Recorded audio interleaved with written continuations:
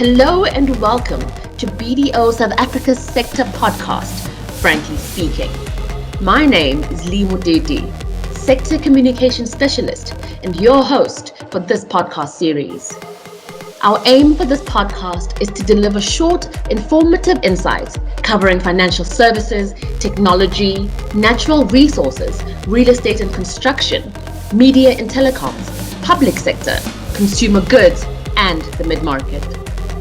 Don't forget to subscribe to our Frankly Speaking podcast series and stay informed. Just visit bdo.co.za to subscribe. The topic of ESG has been on everyone's mind as of late, and with that has come another concept called Green Variability. Giving us some clarity on this today is Shehnaaz Suleman, Director within BDO's Financial Services Technical Team. Okay, Shehnaaz, thank you so much for joining us once again. Thank you, Lee. Thank you for having me. It's always a pleasure. Great. So tell me, what is green variability? So green variability is inextricably linked to ESG. Now, what does that stand for? It stands for environmental, social, and governance considerations, metrics. But basically, it's trying to tell business and governments around the world to not only just do business, but do business so that it is sustainable, so that we look after the earth, we look after our people, and there's proper governance in place. Now, where green variability comes in, and it's given this term, is where it links to some sort of financial instrument. So let's take example, a loan. So say if you were to go to, or if you were starting a company and you were going to finish denim, you're going to make some nice blue denim jeans, but now you use chemicals and you use lots of water. And say you had to take a loan from a bank. And the bank said to you, okay, we'll give you this loan, but we're going to link your interest rate to certain ESG metrics. For example, how much chemicals you use, how much water you use. And if you don't meet a certain target within a certain time frame, your interest rate will be ratcheted upward. Meaning if I was going to charge you 10%, I now could charge you 12% or 15% if you miss the target. That makes an incentive for you, the blue jeans manufacturer, to now try and get your processes refined so that you use less water and less chemicals, and then it's better for the environment, and it's also better for you because you could potentially get a more favorable interest rate and save that way. So it's trying to promote that, and that essentially is a very simplistic example on what is green variability. It's really the variability in the cash flows on a loan or financial instrument, which is as a result of being linked to some sort of ESG metric. Okay, tell me, is it a tick box exercise, honestly?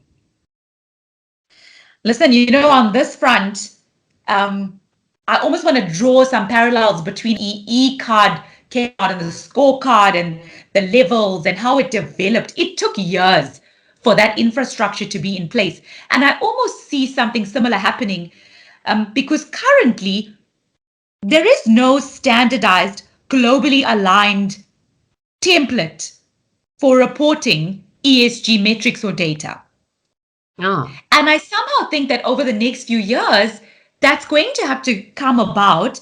And I understand, there's different ESG metrics which would be important depending on what industry you're in, what sector you're in, what geographic location you're in. And I guess the one thing that maybe to your point, it may become a tick box exercise is because right now ESG disclosures are not standardized and they're not mandatory, like how you would get IFRS disclosures, for example, that is done in a financial report or in financial statements. It's not mandatory. There's pressure mounting for it to become mandatory, but right now you'll find metrics or ESG information popping up on a company website, maybe in some of them emissions disclosures, maybe they put it in their corporate sustainability reporting or the integrated report, but you'll find that it's spread everywhere. And in some instances, I don't know if companies are ready yet to make those disclosures. It could be the difference between me saying to you, Lee, sustainable packaging is important to me, and that's what I put in my financial statements. That doesn't really mean anything.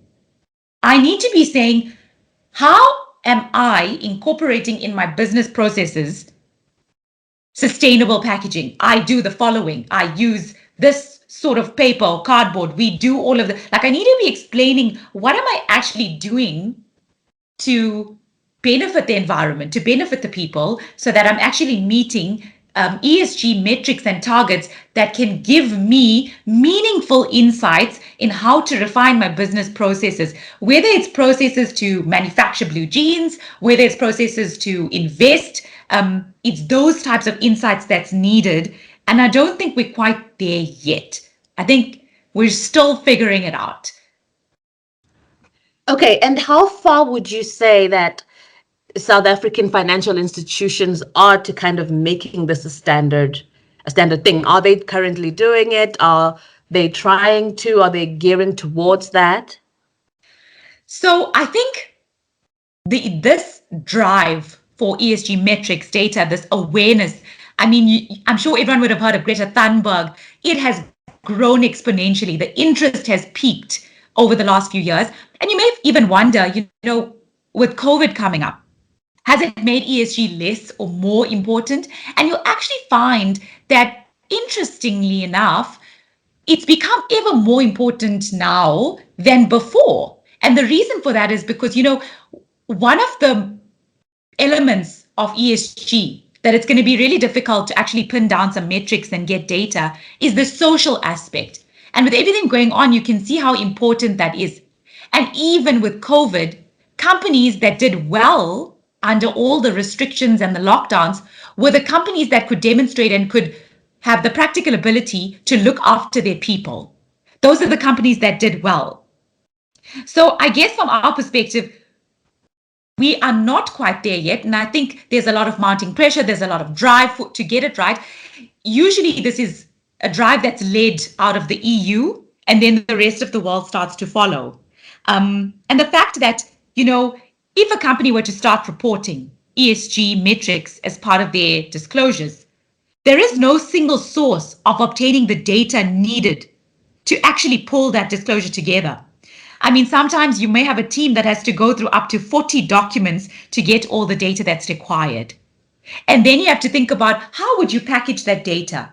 Would you want it to be material and bespoke insights, bespoke data for each company, depending on where they're operating, what industry and sector? Or would you need broadly standardized, comparable data that you can compare across different jurisdictions, different industries? And I think you need to we may get to a point where we need to get the balance of both, because the whole point is to be able to be comparable. So I think the data is going to be a big point for us that we need to get a handle on. And I think that materiality will also play a big role, because it's quite subjective. And in each industry, our stakeholders are going to have to sit down, have a discussion, and there's going to have to be some sort of consensus or industry best practice as to exactly which ESG metrics are most important in each industry. For example, if we looked at asset management, potentially you could consider, what is the amount of environmental assets under management? If you looked at banking, you could maybe consider, what is the value of environmental projects that a bank is financing? So there's different examples in different industries. I mean, my blue jeans example was also interesting, because then you could look at, how much chemicals am I using in the process of making this product? How much water am I using? If I can cut down on water usage, we can save water. So I think we have some ways to go. And maybe just a last point on this question is, regulations need to evolve and develop to govern ESG in our country. And I think regulation comes into play, and in that scenario, we're going to have to rely a little bit on, what's coming out of the EU, what are other regulators saying. I mean, our regulators already have their hands full with crypto and with COVID happening, but definitely something that should be on the agenda that can then drive it, more urgently from a South African perspective. Okay, so then tell me, are clients of these financial institutions, so say your blue jeans producer, right? Can they or will they be penalized for structuring instruments that have interest rates linked to some sort of ESG metric? Lee, that's actually a very real possibility. And it's not the intention, but it may be a side effect in the interim transition period until the regulators, the accounting standard setters, the people in business, all the stakeholders need to be able to get to a consensus where everyone is on the same page in terms of what disclosures are going to be included in the AFS or in any corporate sustainability report. But in the interim, this is maybe something that could be a side effect because, for example, if a bank were to have a loan that was made to a borrower and link the interest rate to a target, if that borrower is not ready yet to meet that target, or they're not sure how close, or they get the calculation of the transition period given to them to get it right, they would be penalized. And I don't know whether it would demotivate if it's too soon, or destabilize all the efforts being pushed into driving ESG awareness and metrics, and stitching that through into business processes, or if it would accelerate the process and force people to start getting there sooner. But I definitely think right now, our International Accounting Standards Board is discussing it. It is very topical, hot and trending. There's a lot of different views being put forward. There's a lot of robust debate going on, because that's really an outcome that, from an accounting perspective, we would like to avoid. And that's not the intention. We want to give people the incentive to use more energy efficient fuel if you're an airline, to use less chemicals, to look after your people without being penalized. Having said that, the wheels of bureaucracy move a bit slow and there is red tape. So it may be a temporary symptom that we can get rid of in the long term. Okay. So then what risks and responsibilities sit with the financial institutions? I think personally, the financial institutions need to keep their eye on this topic. They need to be involved. I'm aware of a couple of major financial institutions in our country that have already gotten involved in quite a few products that they've already launched linked to ESG metrics. It's linked to renewable energy sources and assets under management, where you buy a product and you invest in an environmental project and you get sustainable returns, where part of that return may go back to, cleaning up the environment, where you agree upfront that this is the type of investment you're going to make. And I think financial institutions are already on the ball. They're aware of it, but they have to continue with their efforts. They have to continue coming up with making sure they have a clear view of how does this fit into their overall strategy, what are their own targets that they need to meet internally for ESG, because with anything, it starts first getting it right in your own house and then you roll it out. So I think the financial institutions are definitely on it. We just need to keep it up, and we need to make sure that we keep the conversations going. We are aware of what is going on in the EU, in other parts of the world, and hopefully going forward, we should see better changes coming out, because then when we get the metrics, we can actually use the data to spot trends, to spot opportunities, to spot exposures, and to refine our business processes so that actually it can be for the benefit of the environment and for the people. Okay, great. Well, thank you for giving us some clarity on that, Shehnaaz. You're welcome, Lee, anytime. It's absolute pleasure. Great.